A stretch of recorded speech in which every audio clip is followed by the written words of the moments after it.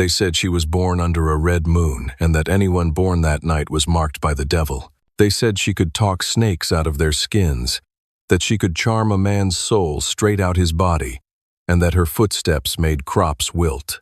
But most of all, they said she laughed when men died. Her name was Marjorie, but on the plantations of Nightshade Row, she was called the Widow, not because she ever had a husband, but because every man who tried to claim her ended up in a grave.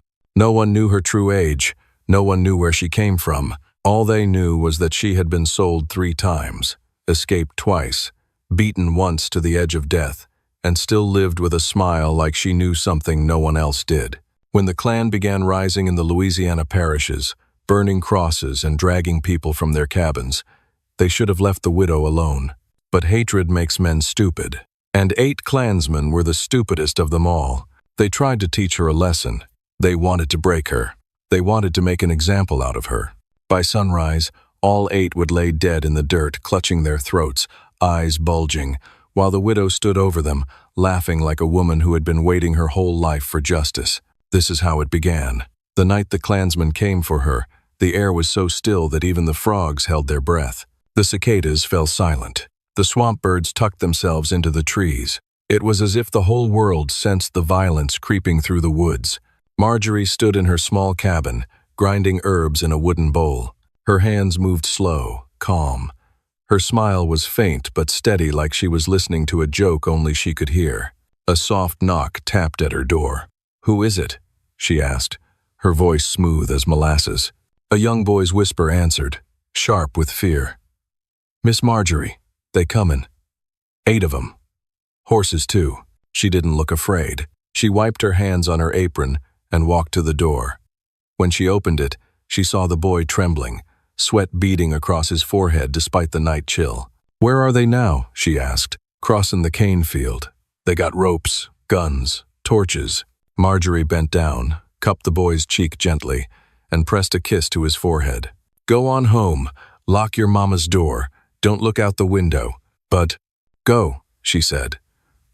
And when she said it, he obeyed. The moment he ran, Marjorie straightened her back and inhaled deeply. The wind shifted, carrying the faint scent of whiskey, sweat, and arrogance. The men were getting closer. She went to her table, lifted the cloth covering a wooden crate, and removed a small bottle of deep red wine.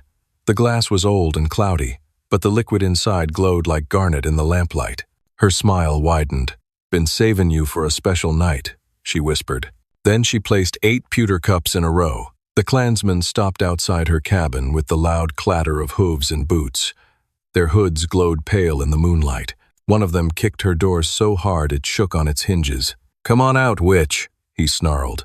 She opened the door slowly, so slowly it unnerved them. She did not bow. She did not tremble. She stood in her doorway with her hair loose, falling over her shoulders like a black waterfall. "Evenin', gentlemen," she said sweetly. "You thirsty?" Her politeness confused them. Stupid men always slowed down when they were confused. "Hear you like threatenin' folks," another spat. "Hear you like talkin' to the devil," said a third. She shrugged. "If the devil comes knockin', I won't be rude." Laughter rippled through them, harsh, mocking. That was when she stepped aside. "Come in," she said. No reason to stand outside like stray dogs. Their pride outweighed their suspicion. They marched in, filling her cabin with the stink of sweat and cruelty. She poured wine into each of the 8 cups with slow, deliberate grace. "Drink," she said. "If you're gonna kill me, least you can do is toast to it." They roared with wicked laughter. The men raised their cups. Some knocked them back in one motion. Others drank in small sips, savoring the sweetness. But sweetness is a strange thing, especially when it hides something darker. Within 60 seconds, the tallest man's face twisted. What's wrong with—" he gasped, grabbing his throat. 30 more seconds and a second man fell to his knees, choking so violently his hood ripped open. The others panicked. "You poisoned us," one shrieked, eyes bulging. Marjorie leaned against her table, arms crossed, smile wide enough to show every perfect white tooth. "No," she said softly. "You poisoned yourselves." They thrashed. They gagged. They clawed at their necks until their nails split. She watched calmly, head tilted like she was evaluating a painting. Then, when the first man collapsed, gasping his final breath, she laughed. Not cruelly, not wildly, but joyfully, like a woman finally free. By the time the eighth man fell, the only sound left in the cabin was her soft humming, a tune older than the land, older than their hate. She stepped over the bodies and walked out into the moonlight. 8 down, she whispered to the stars. Plenty more to go. The next evening arrived with a strange stillness, as if the air itself held its breath. Cicadas buzzed, a lonely rhythm rising and falling across the quiet pines.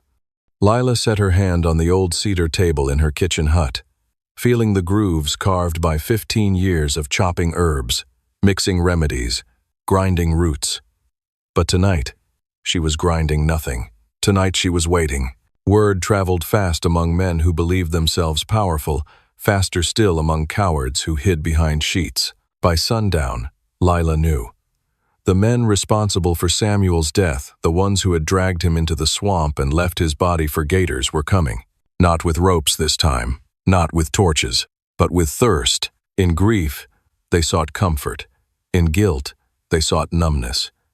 They convinced themselves they came to her cabin for wine, for distraction, for the novelty of a widow's company. But Lila knew their nature better than they knew themselves. Men who killed at night liked to pretend in daylight that they were civilized. The moon rose round, swollen, watching. Footsteps sounded outside, heavy boots scraping dirt. Lila didn't look up until the first white hood dipped below her doorway. 7 more followed, one by one, ducking into the smoky warmth of her hut. They kept their masks on, as if cloth could hide their stench. Lila kept her face calm, her heartbeat slow, her breathing steady. None of the men noticed the faint shimmer of something oily on the wine jug's rim. "Evelyn, widow," the tallest one said, trying to sound bold. "Heard you were lonely." She smiled, a small, soft, tired thing. "I've been lonely a long time." Laughter echoed off the low ceiling, rough and barking. They spread around the room, filling her space with the bitter scent of sweat and gunpowder. One man leaned so close, she could smell stale whiskey trapped beneath his hood. "We brought silver," another said, shaking a pouch. "You pour us a drink. We forget we ever seen your face." "Then drink," Lila said gently. "Drink, and forget everything you ever done." She poured the first glass, the scarlet liquid glinting under lamplight. Not too dark, not too light. Perfect. She handed it to the tallest man. He lifted it beneath his hood and swallowed deep. "It's strong," he coughed. "It's homebrew," she murmured. "A recipe from my mama." The others eagerly held out their cups. One by one, she filled them. One by one, they drank. And one by one, something subtle shifted, barely visible yet unmistakable to anyone who watched closely. The tall one leaned against her table. "Widow, you gonna pour yourself a drink, or you just watching us?" Lila's smile widened, a slow, blooming thing, almost tender. "I don't drink no more." "Why not?" he slurred. "Because when I drink," she said softly, "I remember too much." The smallest of the men stumbled. His hood tilted sideways. What was in? He didn't finish. His body lurched as if someone pushed him from behind, though no one had moved. Another man laughed nervously. "Y'all drunk already?" "We barely had a cup." Lila stepped backward, her shadow stretching long across the floor. She had not poisoned them. Not exactly. Poison was too quick. She had brewed something else, something old, something her grandmother whispered about while weaving charms to keep spirits from stalking the door. It wasn't meant to kill outright. It was meant to unhook the mind, unravel the senses, peel men down to their trembling, frightened cores. A man dropped to his knees, clutching his throat, though he could still breathe. Another clawed at his hood as if invisible hands tightened around it. The tallest one staggered forward, grabbing Lila's arm. "What did you do?" She leaned close, her lips near his ear. "I gave you what you gave my husband." Confusion flickered in his eyes, then horror, then recognition.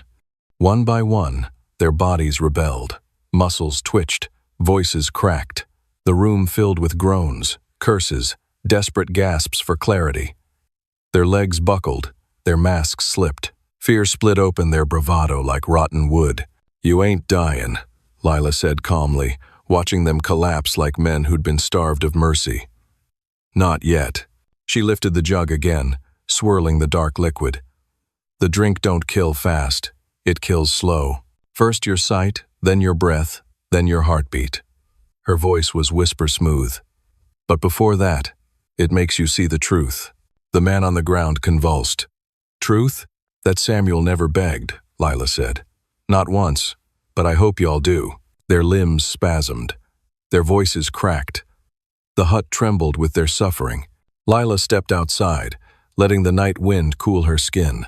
Behind her, the men shrieked, some choking, some praying, some calling for mothers who would have been ashamed of them. She looked up at the moon, glowing steady and white. Samuel, she thought. They're startin' to pay. But she didn't smile yet. Not fully. Not until it was over. And it wasn't over. Not for another 8 heartbeats. Not for another 8 deaths. The screams inside Lila's hut tore through the pine woods like the wails of dying beasts. Owls went silent. Even the wind seemed to shrink back. Lila stood outside, leaning against a rough post, arms folded calmly across her chest.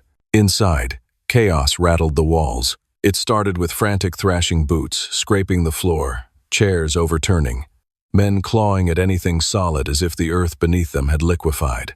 Then came the choking, the ragged, wet gulps for air. And beneath all of it, the sound that chilled even Lila. Laughter, not hers, not free laughter, but desperate, broken laughter, the kind that erupts when men finally see the monsters hiding inside their own ribs. She could hear them shouting names, each man calling out to another, as if someone else in the room might save him. But their voices tangled, slurred, screamed over one another until they dissolved into pure panic. Lila waited. She had learned patience young, when to speak, when to listen, when to remain as silent as a blade. Tonight, she held silence close, like a shroud. After a while, the tallest man, the one who had spoken boldest, crawled to the doorway. His hood had fallen off. His face was flushed, his eyes wild, reflecting flame and terror. "Widow," he gasped. "Help. Help us." Lila stepped forward slowly, her shadow falling over him. "You want mercy," she said, "but you ain't got the stomach for justice." He tried to grab her ankle, but his fingers twitched uselessly. She pulled her leg back, watching him writhe like a worm on hot stone. "What did you give us?" he begged. Lila knelt beside him, lifting his chin with one finger. "You remember 4 nights ago," she murmured. "The swamp, the lantern light, the screams." His lips trembled. We were drunk. And Samuel wasn't?" she snapped. The man squeezed his eyes shut, as if he could block out the memory or her voice. "What I gave you," Lila continued, soft as river mud, "ain't poison. It's a mirror." A shudder rippled through him. He tried to speak, but only foam touched his lips. Inside the hut, one of the men shrieked, so loud the walls quivered. Another's voice broke into a hysterical hymn, half prayer, half delirious plea. "Why, ain't you drinkin'?" The tall man choked. Lila's eyes went distant. "Because I wanted to stay clear enough to watch every one of y'all go." A hot tear slid down his cheek. He did not wipe it away. He fell onto his back, limbs jerking. His chest rose, heaved, then stalled. Lila placed a hand over his heart. Slow, slower, stopped. "1 down," she whispered. 7 left. Inside, the second man collapsed beside the fire pit, his face purpled, his breath throaty and shallow. Lila dragged his body with a surprising steadiness. Her grief had given her strength she didn't know she possessed. She laid him beside the tall one, then went back inside. The hut smelled of sweat, fear, bile, and smoke. The men moved in disjointed jerks, like marionettes whose strings had been cut but still twitched from memory. One had torn off his hood and was clawing at the air as if swarms of insects crawled over him. "They ain't real," Lila said, stepping past him. "That's just your conscience buzzin'. Must feel strange to finally have one." He tried to lunge at her, but his legs buckled. He hit the floor hard. By the time she checked his pulse, it fluttered like a moth's wing, then faded. 2 more staggered against each other, clutching their throats, their voices merging into a grotesque duet. You think y'all strong, Lila murmured, watching them sink to their knees. But strength ain't what a man shows when he holds a gun. It's what he shows when he meets the truth. One collapsed, then the other. Lila did not move, did not flinch, did not blink. Outside, she dragged them into a row 4 bodies, each stiffening under the moonlight. Sweat glistened on her brow, but her breathing stayed even. Halfway done, back inside, only 4 remained, and these were the worst of them. She remembered their voices from the swamp, each one dripping with cruelty. One man was sobbing into his hands. Another crawled toward the wall, as if escaping through wood was an option. The third was praying again, now louder, beseeching a God he had ignored his whole life. The fourth, the dirtiest of them, still had enough venom left to spit. "You're a demon," he growled, though his words slurred together. Lila approached him calmly. "Maybe, but demons don't create themselves. Men do." He tried to swing at her, but his arm fell limp before it reached her. He collapsed, breath rattling like wind through dead leaves. Within seconds, he stilled. 3 left. The praying man crawled toward her feet, gripping her ankle. His eyes were watery, his lips trembling. "Forgive us. Lila stepped out of his grasp. "You prayed while killing Samuel too," she said. "Didn't stop your hand then. Won't stop mine now." He gasped, convulsed, and went still. 2 left. The sobbing man clutched at her dress. "I didn't hurt him," he cried. "I just watched." "That's worse," Lila said simply. His chest seized. Then silence. 1 left. The final man, the one crawling at the wall, was the quietest. Fear had stolen his voice. He clung to the wooden boards as if he could melt into them. Lila approached him slowly, her footsteps soft. "You ain't fightin' the drink," she said. "You fightin' the memory, 'cause it's comin' back, ain't it?" The way Samuel screamed. He froze. His breath hitched. His fingers dug deep into the cracks. "Say his name," Lila demanded. He shook his head. "Say his name." His voice cracked into a whisper. "Samuel." "Ephod." Then he convulsed violently, collapsing to the floor. His heartbeat stuttered, then faded into stillness. Lila stood there, watching the last of the 8 bodies settle into death's quiet. Slowly, her shoulders dropped, her breath softened, her eyes glistened. "It's done," she whispered. But somewhere inside her, something darker whispered back, "Not yet." The sun rose pale and sickly the next morning, its light creeping reluctantly over the pines, over the silent clearing, over 8 bodies lying in a row, still, stiff, and strangely peaceful. Birds circled above but did not land. Even scavengers approached timidly, sensing the human scent still clinging to the air. Lila stood before the corpses, her shawl wrapped tightly around her shoulders. For a woman who had just orchestrated the deaths of 8 men, she looked neither triumphant nor shaken. Instead, she looked hollow like a drum whose skin had been stretched too thin. She stared at the bodies as though waiting for one of them to rise and tell her this nightmarish world was finally done with her. But none did. A crunch of leaves behind her made Lila turn sharply. It was the last person she wanted to see. A slender girl stood at the tree line, barefoot, wide-eyed, clutching something pressed to her chest. Her hair was braided neatly, but her clothes were worn thin. She couldn't have been more than 17. "Ruth," Lila whispered. Ruth had been Samuel's youngest sister. She had Samuel's eyes, dark, quiet, observant, always seeing more than she should. Lila's breath caught. She hadn't planned for this. Ruth wasn't supposed to be here. The girl stepped closer, her gaze glued to the bodies. She swallowed hard. Is it true? What they said?" Lila clenched her shawl. "What did they say?" "That 8 Klansmen came into the woods last night." Ruth's voice trembled. "And ain't nobody seen 'em since." Lila exhaled, slow, careful. "What are you doing out this far, child?" "Ain't safe." Ruth hesitated. Her next words came out like stones falling from her throat. "I heard their voices last night." She pointed toward the hut. "Screamin'. Sounded like the end of the world." Lila's jaw tightened. Ruth looked at Lila then, really looked, reading her face the way Samuel used to. "You did it," she whispered. Lila closed her eyes. "They hurt Samuel. the girl continued.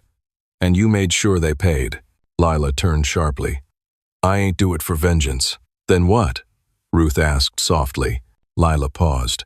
Her voice came out hoarse. For peace. Ruth looked over the bodies again.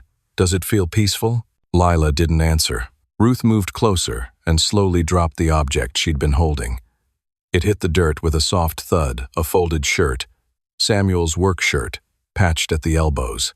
Lila's breath hitched. You kept it, Lila murmured. Ruth nodded. Mama wanted to bury it after what they did. But I couldn't. Lila knelt and picked up the shirt, clutching it with both hands. It still smelled faintly of smoke and pine tar, the scent Samuel always carried after long days splitting timber. The weight of the shirt alone was enough to bring tears she had long buried. Ruth spoke again, her voice barely audible. I came to find you last night, but when I saw the men go toward your hut, I hid. Lila's head snapped up. You were here? Ruth nodded, trembling. I was up in the trees. I saw 'em knock on your door. Heard 'em laughin'. Then I heard you laughin'. Lila stiffened. Ruth, I ain't judgin', the girl said quickly, but I heard everything. Lila swallowed hard. The air suddenly felt heavy. Ruth stepped closer until she stood directly in front of her. Those men were demons. Everyone knew it. You just did what the sheriff never would. Lila shook her head. This ain't something you praise, child. Why not? Because death sticks to the soul. Lila pressed a palm to her chest, and I can feel it stickin' to mine. Ruth's eyes glistened. So what you gonna do now? Lila looked around at the clearing, the hut, the bodies, the trees still standing silent witness. I'm gonna move 'em, she said finally. Burn the hut. Make sure no one finds nothin'. Ruth nodded slowly. I'll help. No. Lila's voice was sharp. You need to go home. Ruth didn't move. I ain't leaving you. Ruth, Lila whispered, you still got a future. A good one, if you don't ruin it by standing with me. The girl trembled. But you're all I got left. The truth of that hit Lila deep, far deeper than any blade could. She pulled the girl into her arms, holding her tightly, burying her face in Ruth's hair. You got more future than I ever did, Lila murmured. Don't tie it to my ghosts. Ruth pulled back, eyes wet. I ain't scared. I've not a 2-3. Lila cupped her cheek. You should be. But before Lila could say more, the distant sound of hooves thundered through the trees. Both froze. Ruth's eyes widened. Someone's coming. Lila's heartbeat leapt. Get in the trees now. Ruth obeyed instantly, climbing the nearest pine with nimble speed. Lila stepped forward, standing tall before the row of corpses, Samuel's shirt clutched in her fist. Hoofbeats grew louder, too loud. Not one horse. Several. Lila's pulse hammered. The men who came would not be like the 8 lying dead. They would be sober, armed, enraged. The first rider broke through the trees, a deputy's star glinting on his vest. Behind him, 4 others followed. They froze when they saw the bodies. And Lila, standing before them, unarmed, unmoving, unapologetic. The deputy lifted his rifle. You got 3 seconds, he warned, voice cracking, to tell me what in God's name happened here. Lila inhaled, slow, steady, like she had nothing left to fear, because she didn't. They came here to kill me, she said. And they failed. The deputy's eyes widened. The others cursed under their breath, and in the tree above, Ruth pressed a hand to her mouth, praying Lila's next words would not seal her fate. But Lila had already stepped forward, her voice clear, calm, and fatal. And if y'all came to finish what they started, I'll let the Lord sort out the rest. The deputy kept his rifle leveled at Lila's chest, but she didn't blink. She didn't flinch. She didn't even breathe heavy. She stood like a tree that had survived 5 storms and wasn't about to bow for a 6th. Behind her, the bodies of 8 Klansmen lay in a crooked row, pale in the morning light. Their faces frozen, their throats stiff and dry, their lips stained by the poisoned wine they'd drunk with laughter. The deputy swallowed and shifted in his saddle. Don't you move, he warned. Lila didn't. Wind rustled through the pines. A few leaves broke loose and fluttered down like bits of burned paper. The forest felt tense alive, like it was holding its breath with her. Another rider, a thick-necked man with a red mustache, nudged his horse closer. Deputy Price, he muttered, that there is Widow Lila. She ain't no danger. The danger's layin' dead behind her. Lila turned her head slightly. Then you best lower that rifle. Price hesitated, and in his hesitation, Lila saw the truth. He was terrified of her, not because she was armed, not because she was threatening, because she wasn't afraid of dying. Men like Price didn't know what to do with someone who had nothing left to lose. He cleared his throat. We got reports of hollerin', scream. Lila cut him off. You want the truth, or the story you came ready to believe?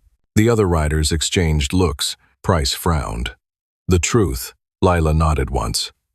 Then listen. She stepped a little to the side, revealing the bodies fully. Sunlight hit the men's faces, faces that had terror etched into them like carving marks. They came here drunk, Lila began. Came knocking on my door after midnight. They told me I was going to pay for living alone, pay for speaking out when Samuel died, pay for breathin', far as they were concerned. End quote. The men shifted uncomfortably. Samuel was one of us, the mustached rider muttered. Didn't deserve. Lila whipped her gaze toward him. You think the men who killed Samuel were strangers? Outsiders? Her voice dropped into a soft, venomous whisper. They were these men. Mustache reddened. You sure of that? Lila lifted Samuel's patched shirt. The fabric trembled in her hands, but she held her voice steady. Samuel wore this the night they hunted him, she said. I found it torn by the river. These men bragged about it, called him an uppity boy, laughed about the way he ran. Price's jaw tightened. His hands twitched around the rifle grip. They bragged about killing him, Lila continued. And last night, they came here to brag again. Thought I'd cry. Thought I'd beg. She tilted her chin. I gave 'em wine instead. A silence fell so thick and heavy it felt like fog sinking into the lungs. Price finally spoke, voice hoarse. You poisoned 'em. I gave them a choice, Lila corrected. They drank it. One of the younger riders looked sick. Why? Why would they drink wine you gave 'em? Lila shrugged softly. Because they were men who thought they couldn't die. The truth of it sent a murmur through the group. Price lowered his rifle just an inch, but enough for Lila to breathe again. Even so, he said quietly, 8 dead white men. That ain't something the county's gonna overlook. Lila nodded. I know. Folks'll call it murder. I know. Some'll call for a hangin'. I know. Then why'd you do it? Lila finally looked him straight in the eye. Because I'd rather die free than live in fear. Price froze. The men behind him averted their eyes, the words cutting deeper than bullets. A soft rustle came from above. Lila didn't dare look up, but she knew Ruth was still hiding in the tree, watching with trembling hands over her mouth. She prayed none of the riders noticed. Price sighed heavily. Lila, the sheriff will want to question you. I'll come peacefully, she said. Ain't runnin'. That surprised him. Why? Because if I run, Lila murmured, they'll burn every colored cabin from here to Montgomery looking for me. Silence again. The mustached rider cleared his throat. Then, let's take her in. But Price didn't move. His eyes scanned the bodies again, lingering on each one. These weren't God-fearing men, he muttered. Weren't law-fearing neither. Half the town hated him. Other half was scared of him. He stepped off his horse. Lila's heart thudded. Price knelt beside the nearest corpse. He examined the purple lips, the stiff tongue, the dry stains. Then he looked up at his riders. You see slash marks? He asked. No. Bullet holes? No. Knife wounds? No. Price stood slowly and turned back to Lila. They died of drinkin'. That's what I see. Lila stared. Price mounted his horse again. And no law in this county says a woman is responsible for what a drunk fool puts in his own mouth. Mustache gawked. But deputy, this is my call, Price snapped. We ain't making a martyr out of 8 men the Lord already judged. He turned to Lila one last time. Widow, go home. Lila blinked. Just like that? Just like that. Price tipped his hat. But bury him deep. And don't speak of this again. Lila nodded slowly. I won't. Price spurred his horse. But before he rode off, he said over his shoulder, And widow? Yes? Whatever you put in that wine. His voice dropped low. Make sure you never use it again. Lila held his gaze. I won't need to. He nodded. Then they rode away, leaving the clearing silent again. Ruth climbed down from the tree the moment they were gone, tears streaking her face. Lila, she whispered. You're free. Lila shook her head. No, she murmured, looking at the hut, the bodies, the ashes of the fire. Freedom don't come that easy. She picked up a shovel. But today is the first step. And Ruth stepped beside her, picking up another. Together, under the quiet pines, they began burying 8 men and the fear that had ruled their lives. Night folded over the plantation like a heavy quilt, thick and suffocating. Yet inside the widow house, Sarah stood straighter than she had in 20 years. She had scrubbed blood from her floorboards, burned the Klansmen's stained clothing, and polished every copper pot until she could see her reflection shining back, a reflection she no longer feared. 8 graves now dotted the far edge of the woods, shallow and silent. No one suspected the widow had fed death to her visitors. Not yet, but the world outside her door had begun to whisper. Sheriff Garrison rode up the following morning, boots dusty, face set with suspicion. His horse pawed the ground anxiously as though it smelled something buried that should not be touched. "Ma'am," he called, tipping his hat in a gesture that felt too polite to trust. "Heard you had visitors yesterday. Didn't see 'em ride back into town." Sarah opened the door slow, calm as rippling water. She wiped her hands on her apron, then folded them neatly. "They left after dark," she said. "Didn't seem like the sort who'd want escorting." Garrison studied her eyes, searching for cracks, but Sarah held steady. A lifetime of forced silence had taught her how to lie without trembling. "Horses didn't pass through the road," he said. "Maybe they took to the woods." She lifted one shoulder in a lazy shrug, as though the matter barely stirred her mind. Her heart, however, thudded hard enough to bruise bone. The sheriff sniffed the air, frowning. "Smells like ash. You been burning something?" "Old furniture," she answered. "Rotten wood attracts insects. I don't care for creatures crawling over my floors." He shifted, dissatisfied. "If you see any of those men again, you best tell me." "If I see anyone, you'll know," she replied. He tipped his hat again, but his eyes lingered a snake circling, waiting for a weak spot. Finally, he rode off, and Sarah's breath left her in slow shivers. The danger had begun. By midday, 2 wagons pulled into her yard, wives, sons, and cousins of the dead men. Their faces were pale with worry, though none dared admit to fear for men who rode in white hoods. "Miss Sarah," a thin woman named Clara said, wringing her hands. "Caleb didn't return last night. He came here first, didn't he?" Sarah smiled gently, too gently. "He surely did. They drank my wine, talked too loud, laughed too much. Men like that often wander." A young boy no more than 10 stepped closer. "My pa ain't ever wandered." "That's so." Sarah crouched down, her voice softening. "Then maybe he stopped somewhere else. Maybe he'll be home by nightfall." But the boy shook his head. "My pa said bad things happen in these woods." Sarah held his gaze, and a slow, aching memory surfaced. Her own lost child, snatched by the auction block before he ever took a first step.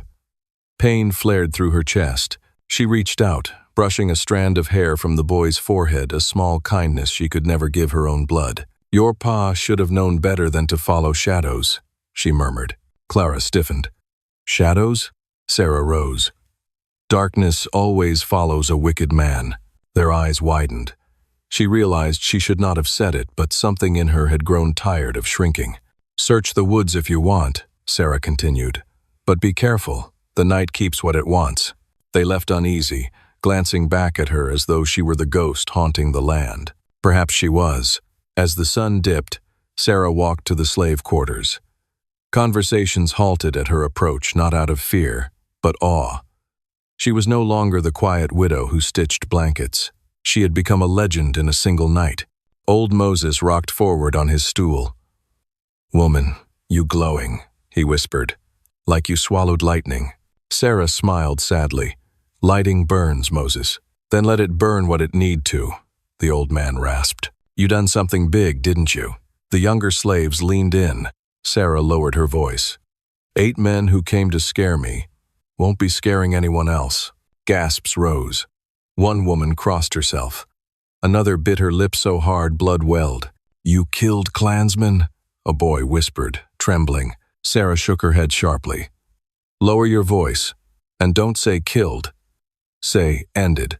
A slow murmur swept through the group. You did what we all been dreaming, an older woman whispered. Sarah lifted her chin. I did what their own cruelty led them to. And if any more come, they'll find the same fate. For the first time in years, the quarters felt alive, not with fear, but with something dangerous and bright. Hope. Late that night, the plantation owner, Master Alden, stormed to her house. His face was red, swollen with fury. You been causing trouble, he shouted. Garrison says you're the last to see them men alive. What did you do? Sarah stepped forward, the lantern light catching the iron-set calm in her eyes. I poured wine. I cleaned up after fools. That is all. Alden slammed a fist against her doorframe. If them men don't show by dawn, I'll blame you. Sarah tipped her head. You blame me for everything else. Why stop now? He froze. She had never spoken back to him. Not once in all her years here. You're getting bold, he whispered. No, Sarah corrected, voice low and deadly. I'm done being afraid. Alden stepped closer, face twisted with an ugly mix of fear and rage. What happened to my obedient little widow? Sarah's smile chilled the air. She died, she said, about the same hour your friends did. For a heartbeat, he stopped breathing.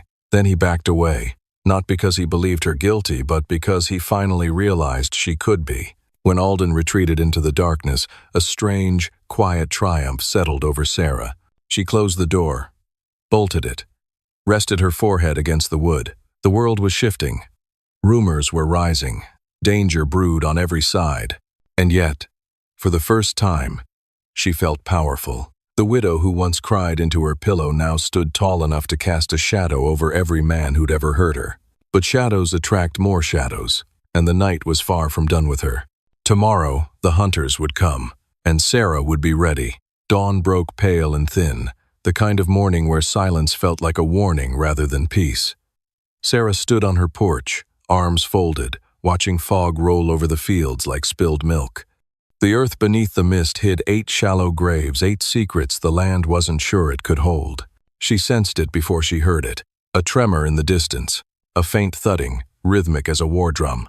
Horses. The hunters were coming. 10 men rode toward her house, white hoods pulled over their heads, lanterns swinging from their saddles. They moved in a line, silent as ghosts. None spoke, none laughed. Their solemnity was worse than any shout. These were not the careless, drunk brutes who had visited her days before. These were the men who came to find bodies. At their front rode a man Sarah recognized even under the hood, Elias Hartwell, the Klan's elected commander, a title he awarded himself with all the pomp of a child playing king. He stopped his horse directly before her porch.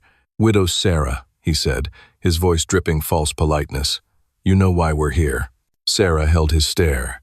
I know you don't come early unless you bring trouble. One of the riders shifted. Another spat on the ground. 8 of our brothers vanished, Hartwell said. Last seen drinking your wine. Sarah let a thin smile slip. Then maybe your brothers can't hold their liquor. The men bristled. Nervous fingers twitched toward guns. Hartwell dismounted, boots crunching on gravel as he approached the steps. We will search your home, he said. Your yard, your cellar. Every inch of this place until we find what we need. Sarah stepped down one stair, then another until she stood eye to eye with the hooded man. My home is my own, she whispered. And you'll search nothing without cause. Hartwell leaned forward. We don't need cause. She didn't blink. Then you won't find anything. The men poured into her home like locusts opening cabinets, ripping up floor mats, dumping drawers, overturning tables. Her tidy kitchen became a storm of boots and curses. One man pried open a jar of preserves, sniffed, and tossed it to the floor. The glass shattered, red jelly staining the boards like blood. Another pulled down her curtains. Another opened her sewing chest, throwing years of careful stitching into a heap. Sarah stood in the doorway, unmoving, watching the destruction with an eerie calm. She had lived her whole life bending under the hands of white men. Today, she stood carved from stone. A younger Klansman, barely more than a boy, approached her, trembling. You're awful calm for someone being searched," he stammered. Sarah tilted her head. "That's because you'll find nothing I don't want you to." The boy swallowed hard and backed away. In the cellar, boots thumped, metal scraped, shovels cracked against the packed earth as they probed her foundations like graveyard thieves. Hartwell emerged, face flushed with frustration.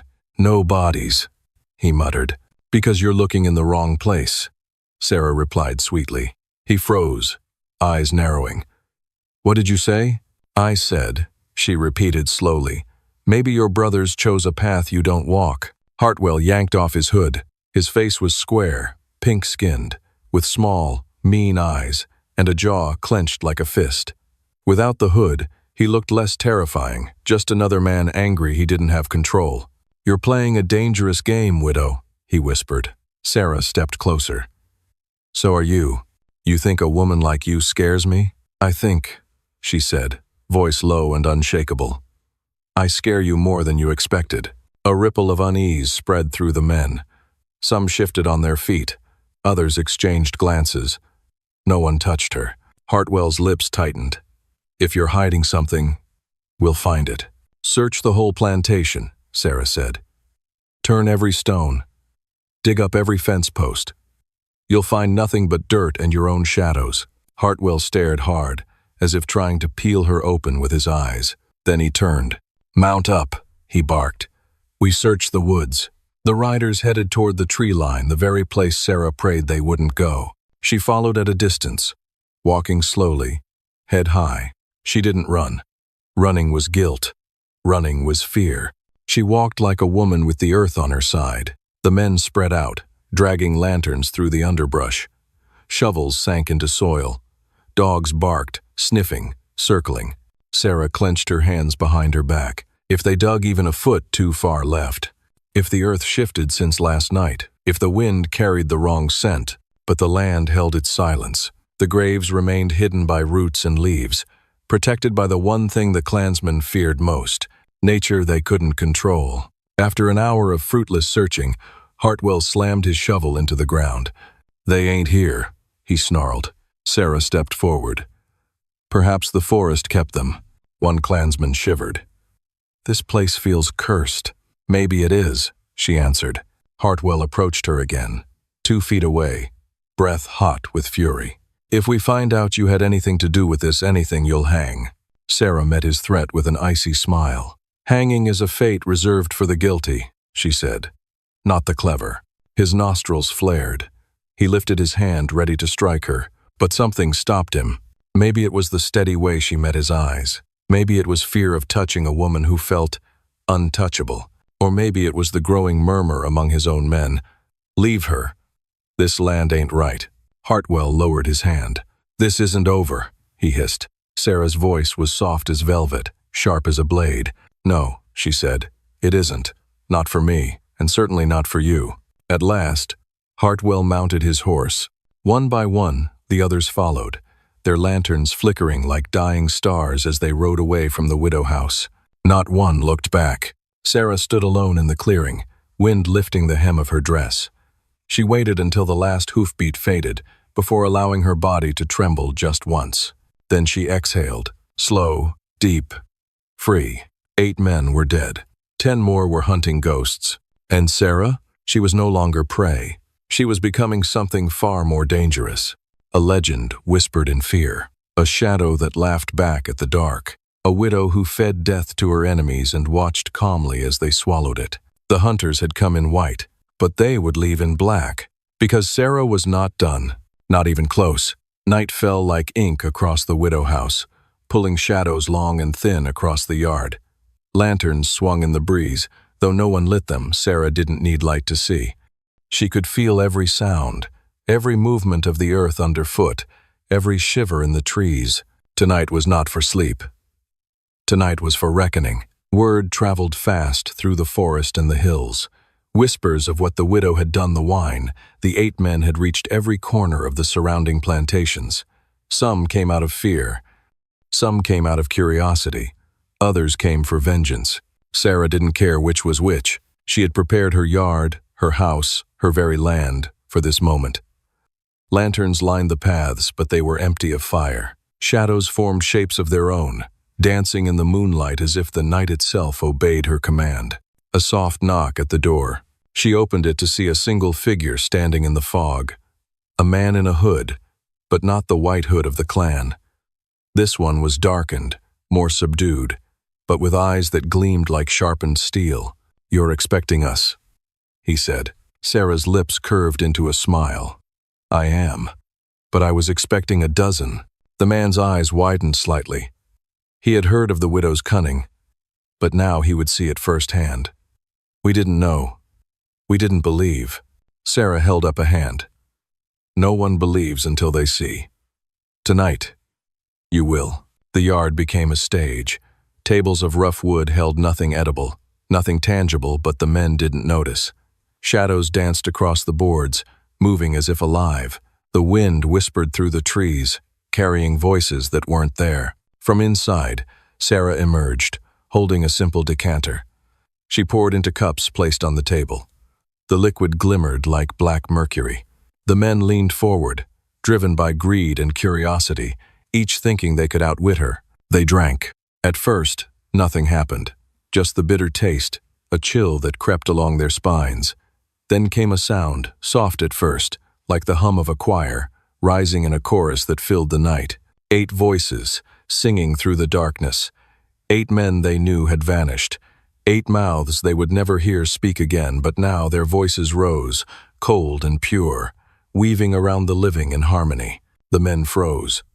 Panic began to ripple through them. Lanterns flickered as if the shadows themselves inhaled, expanding and contracting around the terrified figures. Sarah stepped forward, arms lifted. Her eyes burned in the moonlight, one scarred, one clear, both reflecting the wrath and cunning of a woman who had mastered death itself. "Look around," she whispered. "This land knows your sins. These shadows are not mine, they are yours, your own greed, your own cruelty. And tonight, they dine on it." A tremor ran through the yard. Lanterns swung violently. The earth shivered, sending small clouds of dust into the air. Each man felt as though invisible hands clawed at their ankles, their chests, their very hearts. Some fell to their knees. Some screamed. Others tried to flee, but the yard had grown, the trees bending subtly to block every path. Every shadow stretched and shifted, forming shapes they recognized but wished they didn't, faces of the dead, eyes accusing, mouths open in silent screams.